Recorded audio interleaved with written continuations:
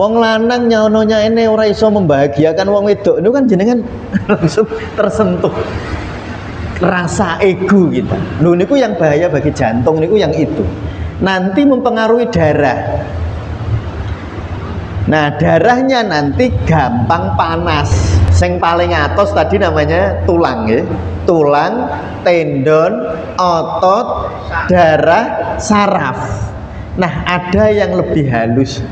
Kalau dalam bahasa tasawuf namanya ruhul jismani. Nah, ruh jismani inilah sebenarnya yang sangat mudah dipengaruhi oleh emosi kita.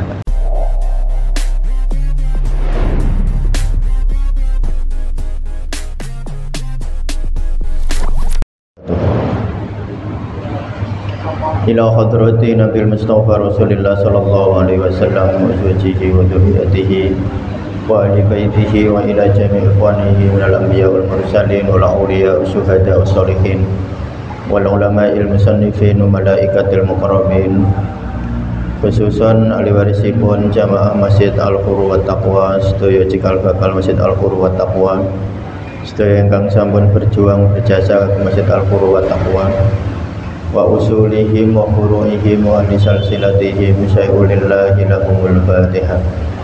A'udzu billahi minasy syaithanir rajim. Bismillahirrahmanirrahim. Alhamdulillahi rabbil alamin arrahmanir rahim maliki yaumiddin. Iyyaka na'budu wa iyyaka nasta'in ihdinas siratal mustaqim siratal ladzina an'amta 'alaihim ghairil maghdubi 'alaihim waladdallin amin. Allahumma shalli ala sayyidina Muhammad.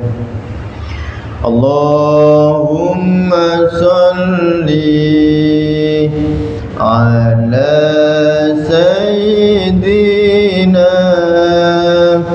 Muhammadin tibbil qulubi wa dawaiha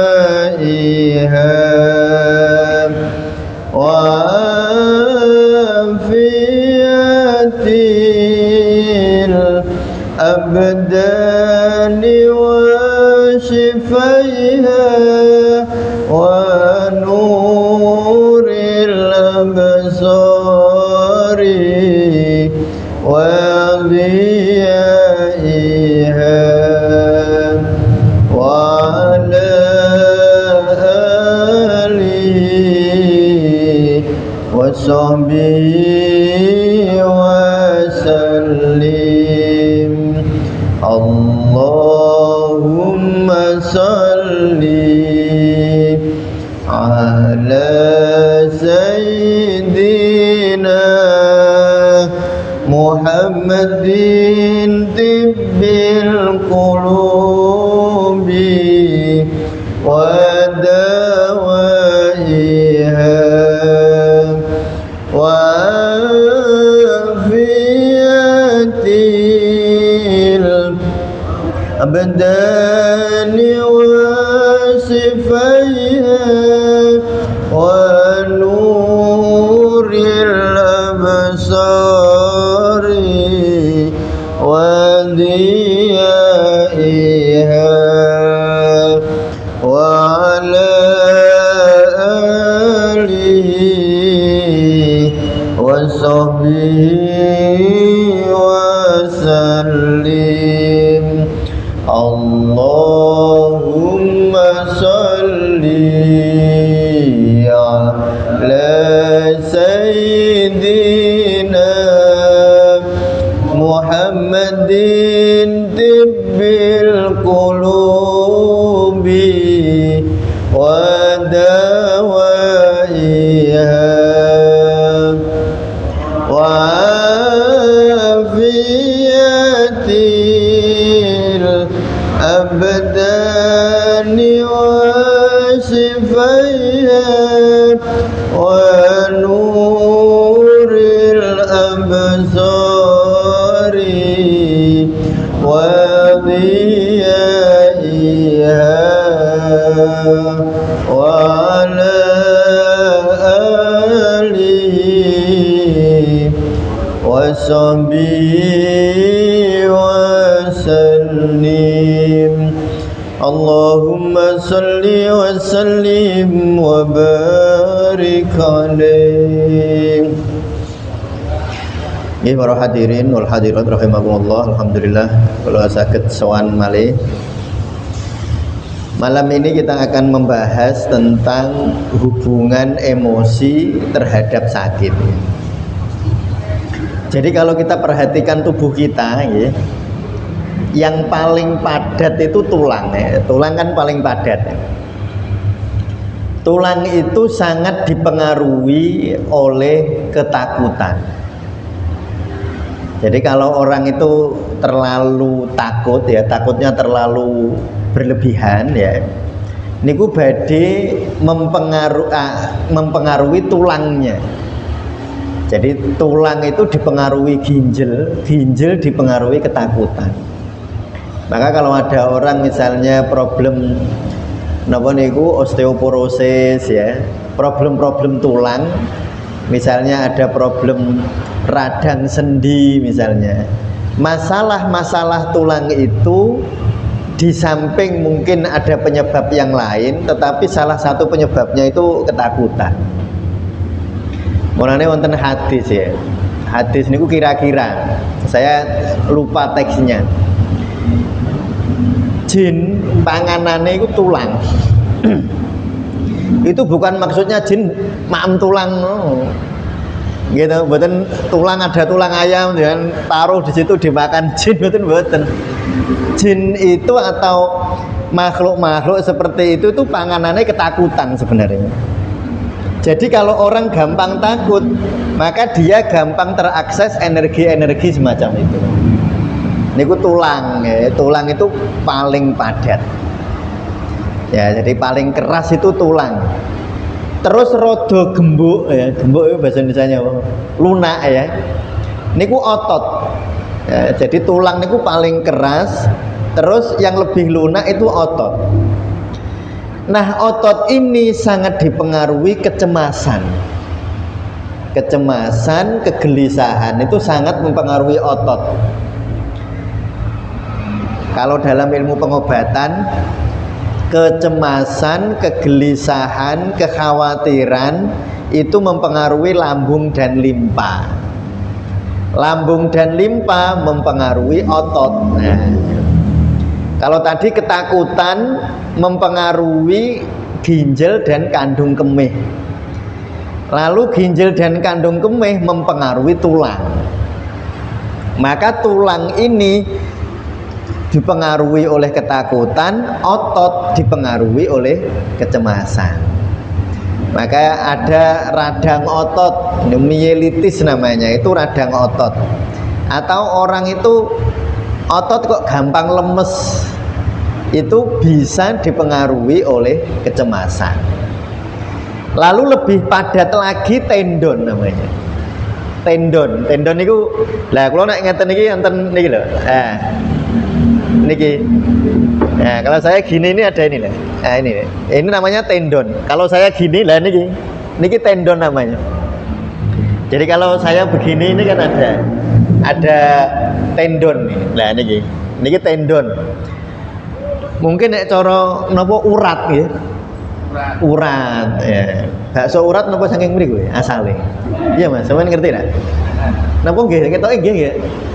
Ketoke ini kena bakso urat niku dipeltah kok kaya ngono Mas ya. Bener kayaknya. Ya, jadi urat ya. Jadi urat. Jadi tadi yang paling padat kebalik, paling padat tulang. Terus lebih lunak urat. Nah, kalau urat ya itu dipengaruhi oleh kemarahan. Jadi ada orang tendinitis namanya. Tendinitis itu radang sendi, radang tendon. Tendon itu urat niku wau. Nggih, urat ketok ya nggih sing dienggo bakso urat barang niku ketok ya. Niku dipengaruhi oleh napa? Kemarahan. Kemarahan akan mempengaruhi liver. Ya, kemarahan itu mempengaruhi liver dan empedu. Liver dan empedu mengendalikan tendon. Tendon kita dikendalikan oleh liver dan empedu yang sangat dipengaruhi oleh kemarahan. Maka banyak orang niku terjadi nek otote kuwaku kram nggih. Nah, sering terjadi kram. Kram niku sing kenceng kan tendon dan otot. Kram niku. Maka sebenarnya kram niku bisa didasari oleh kemarahan dan kecemasan. Nah, kalau kita mendapati Ustadz, saya itu kalau pagi bangun tidur kaki saya kram. Nah, kram niku ketegangan, kontraksi otot dan tendon, dia nggak bisa relaksasi. Kan harusnya kontraksi kendor ya, kontraksi tegang kendor, tegang kendor. Tapi karena tidak proses tegang kendor ini tidak manage dengan baik, maka tegang, wah terus kenceng nih kok. Jari ini loro, kita ya loro banget ya. Nah, itu dipengaruhi oleh tadi. Jadi otot dipengaruhi oleh kecemasan, kekhawatiran, kegelisahan, sedangkan tendon dipengaruhi oleh kekesalan, kemarahan. Apalagi kalau sampai dendam kesumat, oh itu nanti lebih dalam lagi problemnya. Biasanya kalau hanya marah biasa, kalau terlalu lama biasanya hanya ke tendon. Tapi kalau lama nanti pengaruh ke livernya jadi ikut lemah ya, atau ikut kacau energinya. Jadi tulang paling atas ya tadi ya, ini benapal nih. Tulang paling atas dipengaruhi ketakutan, paling keras. Tendon dipengaruhi oleh kemarahan, lalu otot dipengaruhi oleh apa itu namanya? Oleh kecemasan. Lalu otot lalu di dalamnya ada darah. Ya, ada darah. Nah, darah sangat dipengaruhi oleh keegoisan. Jadi dipengaruhi oleh jantung darah nih katanya. Jantung darah dan pembuluh darah itu dikendalikan oleh jantung. Jantung sangat dipengaruhi oleh keegoisan. Maka jenengan kalau menghina orang, kok hinaan jenengan itu sampai begitu dalam. Hinaannya begitu dalam, itu jenengan menyerang jantungnya sebenarnya. Jadi misalnya ngeten, kalau kita dihina oleh orang yang nggak mengenal kita ya, misalnya teng dalan, jenengan delalah nyebrang itu ora mboten tengok-tengok, lalu ada orang marah, nyun sewu jenengan terus dipisui, itu kan misui itu nggak sampai ke dalam gitu. Coba kalau yang misui jenengan garwane jenengan, atau putrane jenengan, apa wong tuane jenengan, atau morotuwane jenengan, itu kan keakuan kita tersakiti, kehormatan, kehormatan kita. Loh aku ki wong lanang, loh ngoten niku. Atau saya misalnya merasa saya ini gurunya murid-murid saya ini, lalu delalah murid-murid saya ini menghina saya, kan hinaan dari murid itu lebih sakit rasanya karena saya merasa saya gurunya. Loh aku ini gurumu, loh ngoten. Marahnya saya menyentuh ego saya. Lah marah semacam itu yang berbahaya bagi jantung. Kalau kita hanya marah-marah itu misalnya, iki kok kamar orang bersih ini, misalnya dimarahin gitu sama istri, marahnya cuma gitu aja. Tetapi kalau marahnya cuma gitu mungkin tidak sampai menyentuh ego. Tetapi kalau istri marah, wong lanang nyaononya ini ora iso membahagiakan wong wedok, itu kan jenengan langsung tersentuh rasa ego kita. Lho niku yang bahaya bagi jantung niku yang itu. Nanti mempengaruhi darah. Nah, darahnya nanti gampang panas. Nah, darah kalau panas nanti cirinya tubuh bagian atas lebih merah. Nanti kalau sakit biasanya gitu nih. Jadi kemarahan itu kan api ya, kemarahan itu kan api. Dia itu seperti api, dia naik ke atas, bulat-bulat itu deh. Sehingga orang yang jantungnya terlalu panas, yang sakit itu puser ke atas. Dada rasanya sesak. Nah, yang banyak itu ngeten. Tenggorokan kaya ana sing ganjel. Padahal nek ditokke ora ana apa-apa. Jadi misalnya ganjel nih. Terus nyun sewu nggih. Di ngoten ki ora metu, gak ana apa-apane, tapi ganjel. Itu sebenarnya ganjalan yang berasal dari energi-energi kemarahan, kekesalan yang nyumpet teng mriki. Nah, niku mempengaruhi darah. Darah dipengaruhi oleh jantung, ya. Lalu lebih dalam lagi adalah saraf.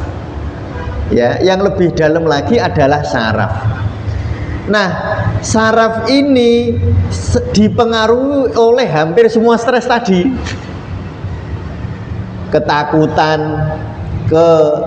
apa tadi itu? Ketakutan, kemarahan, kecemasan, ego, itu nanti akan mempengaruhi saraf.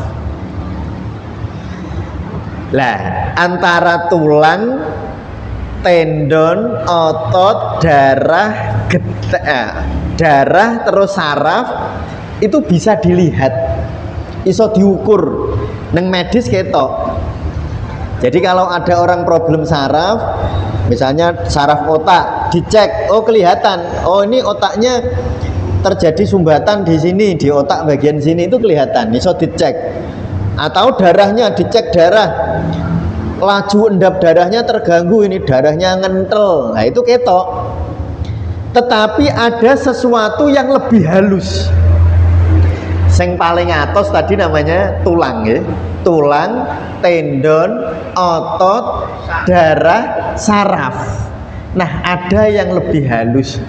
Kalau dalam bahasa tasawuf namanya ruhul jismani, ruh jasmaniyah. Mboten ruh yang wanafakhtu fihi mir ruhi. Nah, mboten sing ruhnya yang mir ruhi dari Allah niku mboten. Tapi ruh jismani. Kalau orang Cina nyebutnya chi.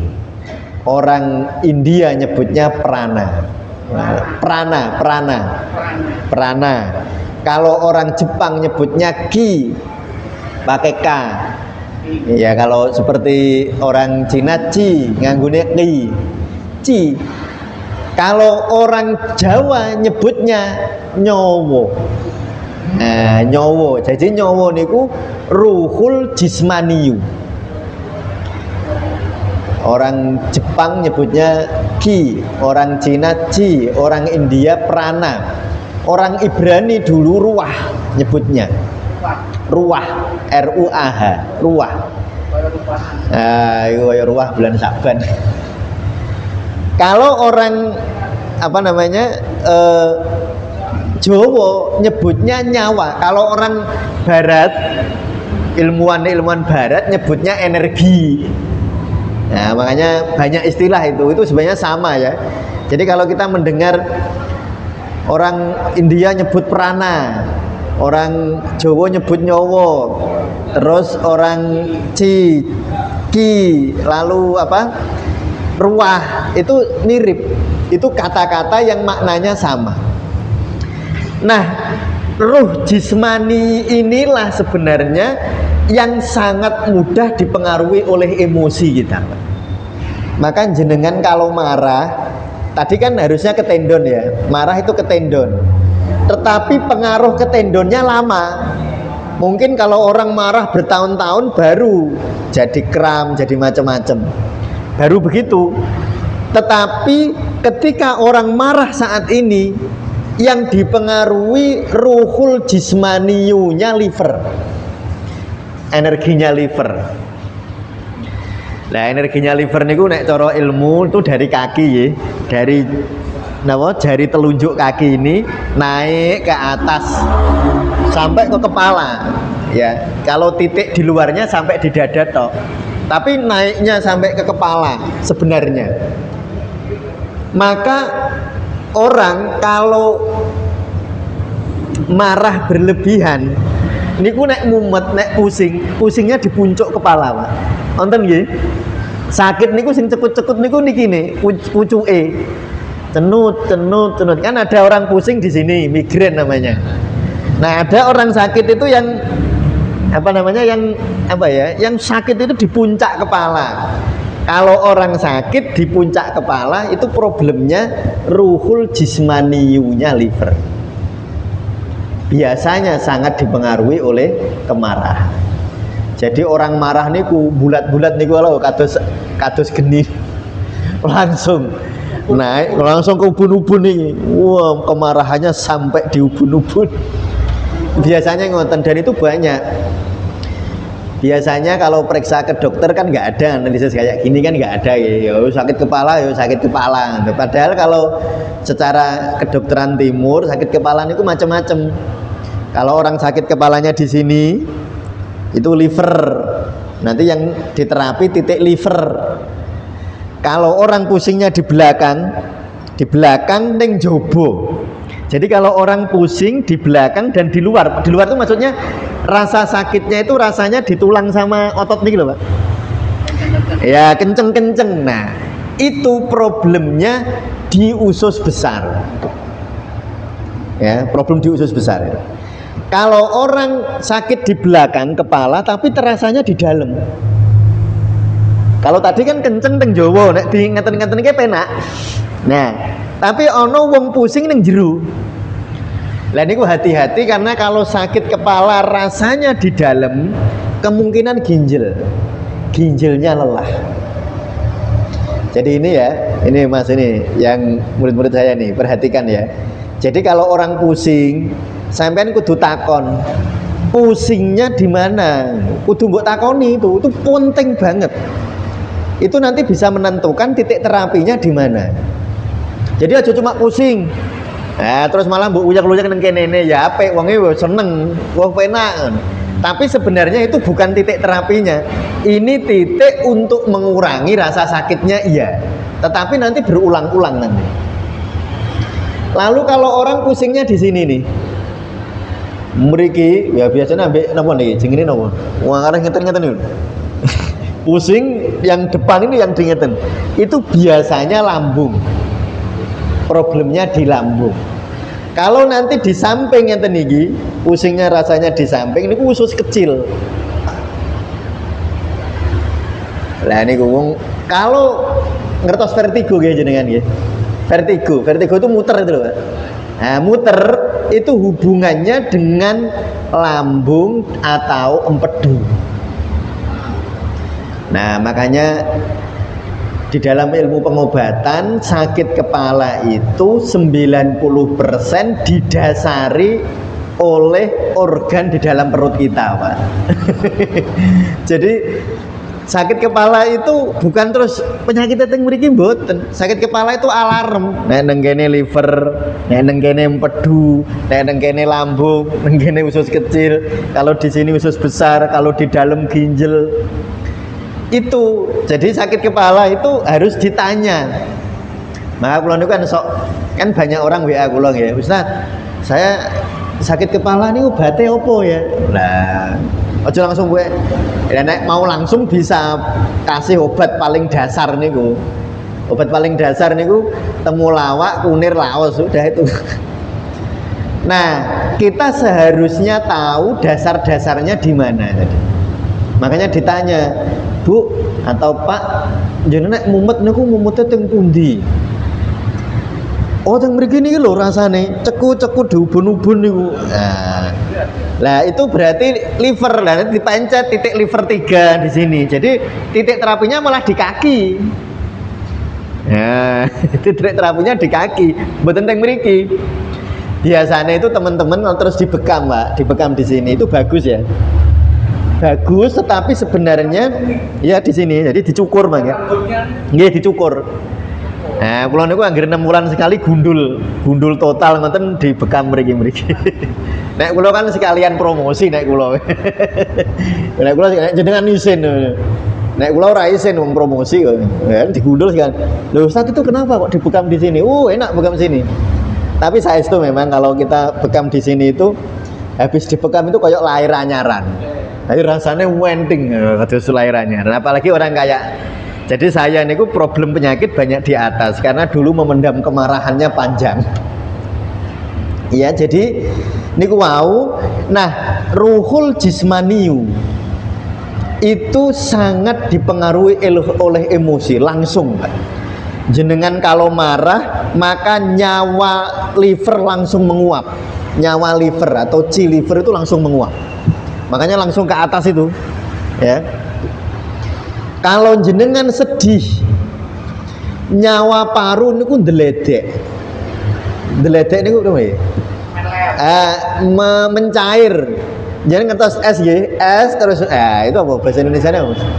Mencair ya, mencair ya ndeledek lah. Asalnya dia padat lalu jadi cair. Niku nek jenengan sedih.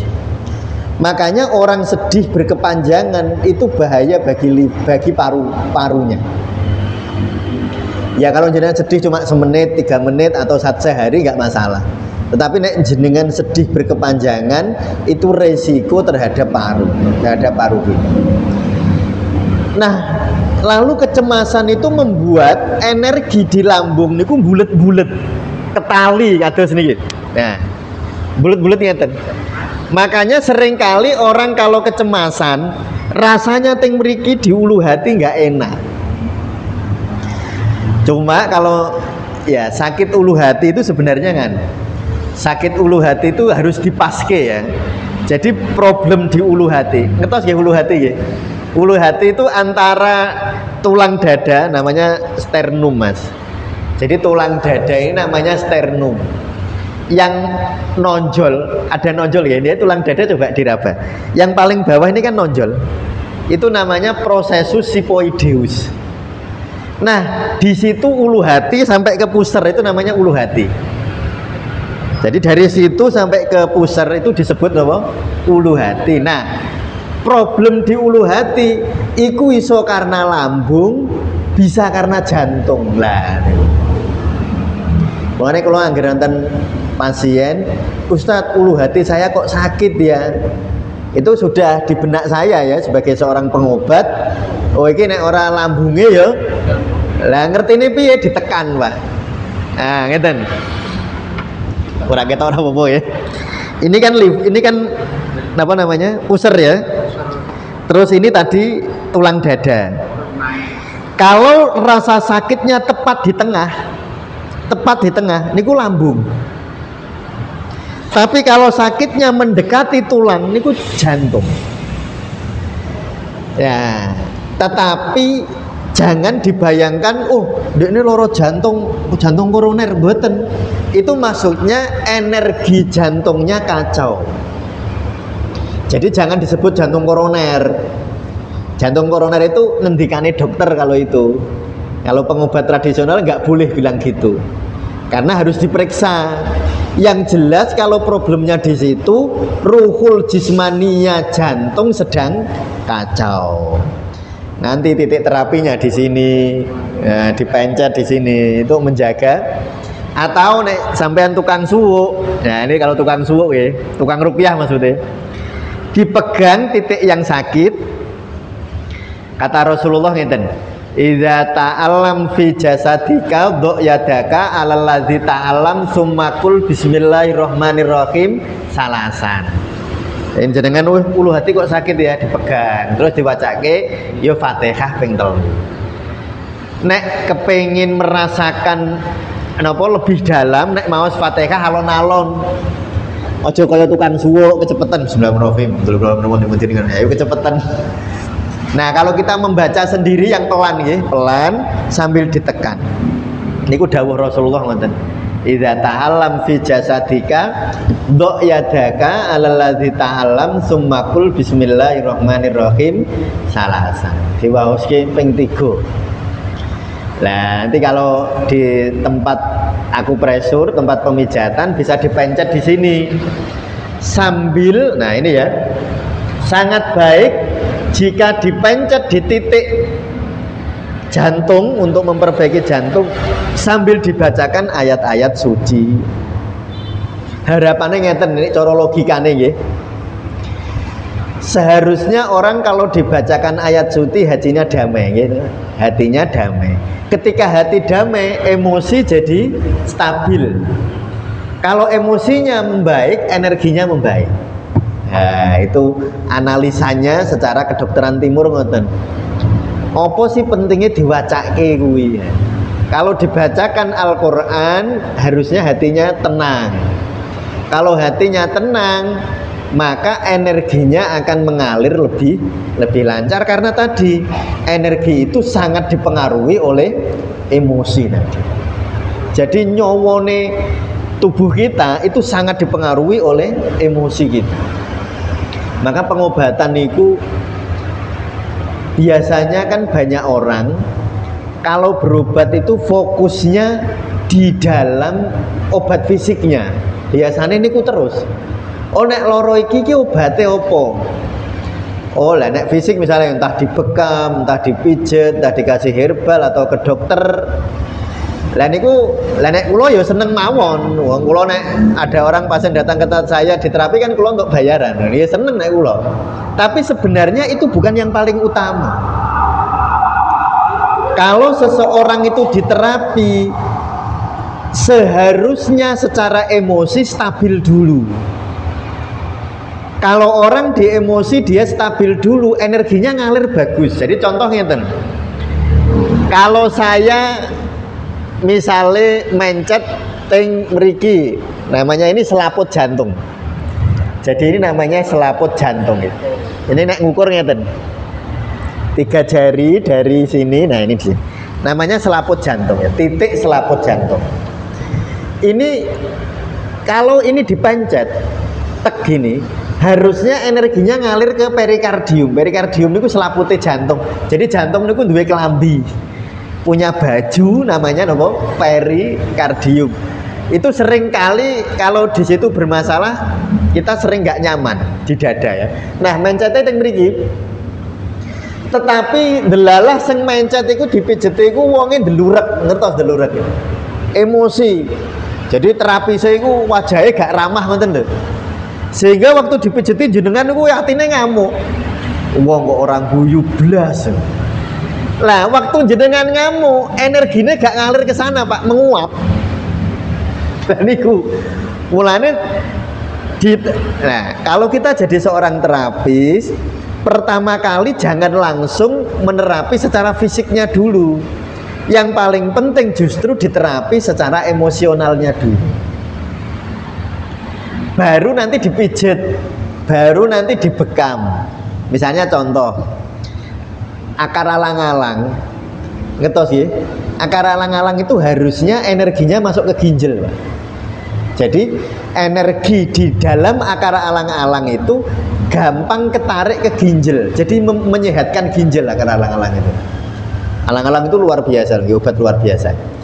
Cuma yo rada ribet nek nggodhok, karena kalau merebus akar alang-alang itu harus tinggal separuh, Pak, airnya. Jadi kalau merebus daun sirih, merebus daun binahong, itu jenengan kalau ngerebus ya direbus mendidih 1-2 menit sudah obatnya keluar. Tapi ini akar alang-alang mboten. Jenengan ngerebus harus sampai mendidih, sampai tinggal separuh airnya, baru obatnya metu. Nah misalnya orang itu minum rebusan akar alang-alang, harusnya memperbaiki ginjal, Pak. Tetapi kalau orang itu ketakutan berlebihan, nggak nyampe ke ginjal. Jadi wong wedi banget iku menghambat pengobatan. Padahal wong loro biasanya wedi, ngono mboten. Apa nek loro disebut dokter loro ginjal, luwih wedi nah mboten. Gitu. Wah, ini Bu, ginjalnya sudah nggak bagus ini. Wah, ini Pak, ini ureum kreatininnya. Nah, nek jenengan kepengin pirsa nggih. Ini untuk pencegahan. Ginjal itu atau fungsi ginjal itu kelihatan di 2 poin. Ini kalau bareng-bareng kok ada 2 ini, niku kudu mulai waspada terhadap ginjalnya. Belum tentu ginjalnya memburuk, belum tentu, tetapi sudah waspada, wis alarm. Yang pertama, asam uratnya tinggi beserta tensinya naik. Loro-loro nih. Jadi tensi kok munggah, asam urat yo munggah. Jadi misalnya tensinya 100/100, asam uratnya 9. Berarti kan tensi munggah, asam urat naik, itu alarm buat ginjal. Alarm buat ginjal. Apalagi asam uratnya wis munggah, tensinya munggah, kakinya sudah bengkak. Jadi abuh, jadi gampang abuh. Dan itu harus waspada betul. Dan waspada itu jangan dimaknani terus kudu ngombe apa, kudune zikir. Obatnya niku nang zikir sik kudune. Jadi seharusnya seperti itu niku yang dikelola emosinya dulu. Kalau emosinya bisa dikelola, obatnya iso masuk nanti. Lah padahal misalnya ini sudah jelas, oh ini ginjalnya agak bagus. Nah, lalu biasanya kalau ketemu dokter, wah ini kalau ibu bapak nggak hati-hati cuci darah nanti. Saya wedi nama mboten. Karepe dokter ini ku ben hati-hati, tapi nek nompo dadi wedi, waduh kepiye iki nek aku cuci darah. Akhirnya nompo. Proses pemburukan ginjalnya makin cepat. Nah, oleh karena itu manut dawuh Rasulullah ya. Jadi Rasulullah niku dawuh inna fi jismi bani adam mudghatun idza saluhat saluhat jasadu kullu idza fasadat jasadu kullu ala wahyal qalb. Di dalam diri anak Adam niku wonten segumpal darah, kalau baik baiklah seluruh tubuhnya, itulah kolbu. Nah, jadi sing dijogo iku kolbune sik. Pikiran, perasaan, emosi itu dikelola dulu, baru mencari obat secara fisik. Nah, kita itu kadang-kadang saking bingungnya, saking wedine, terlalu fokus cari obat-obat fisiknya.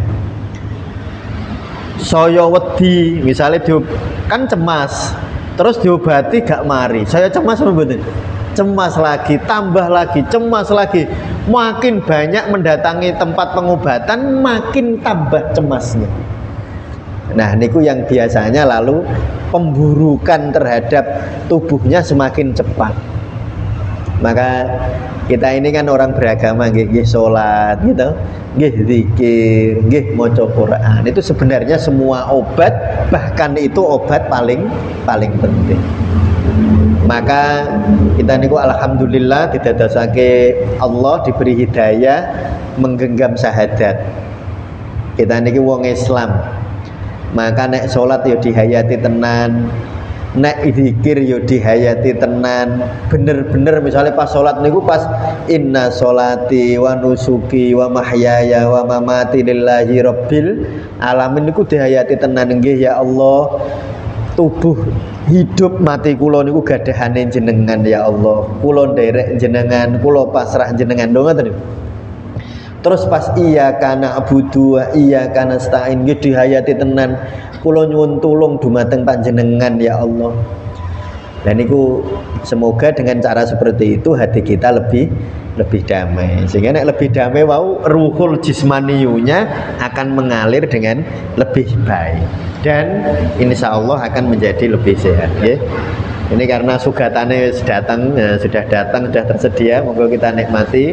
Saya cukupkan sekian. Assalamualaikum warahmatullahi wabarakatuh.